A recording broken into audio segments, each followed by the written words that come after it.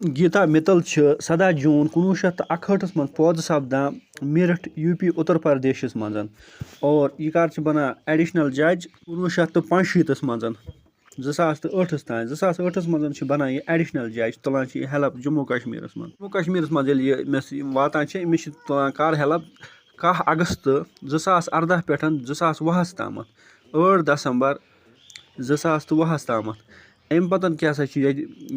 Retire अम पत् बना पंकज मित्तल वनकस 2014 मज वनकस यह बना पंकज मित्तल और गीता मित्तल एज आ पता 61 वरी 2014 तम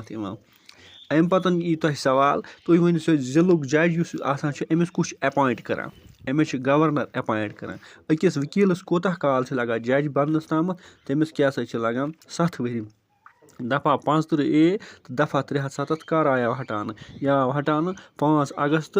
2019 जम्मू कश्मीर गोडनिक वजीर अला कुस सो गुलाम अहमद सादिक जम्मू कश्मीर गोडनिक गवर्नर कुस सो Karan Singh Marton sun temple कत सह अनंत नागस मज 2019 पत यूटी बनिया जम्मू कश्मीर यूनियन टेरिटरी अम पत कुस बनिया गोडनिक गवर्नर ये सह क्या ग्रेस चंद्र मर्मू रजनीश ओसवाल क्या गोडनिक जज बनियामुत जम्मू कश्मीर हाई कोर्टस मज हेल्प तुलमुत इंडियन कॉन्स्टिट्यूशनस मज अप्रैल 2020 मज वन कह तुम पंकज मित्तल कम जज जम्मू कश्मीर मज वनकस 2014 मज तुम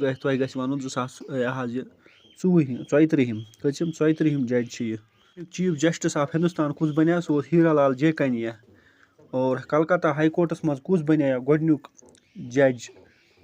बनिया कलकत्ता हाई कोर्टस मज गोडनिक प्रून हाई कोर्ट हिंदुस्तान अत मज बनिया शंभूनाथ पंडित वारनस पीकॉक 1 जुलाई 1862 मज कलकत्ता हाई कोर्टस मज यह हेल्प तुलान यह बना गोडनिक chief justice of Hindustan Indian high courts मज Indian high court act pass ग 1861 मज अम वक्त पीरियड रूल कम लॉर्ड कनी 217 डील करान कत अपॉइंटमेंट ऑफ जज यानी जज लागनस मज।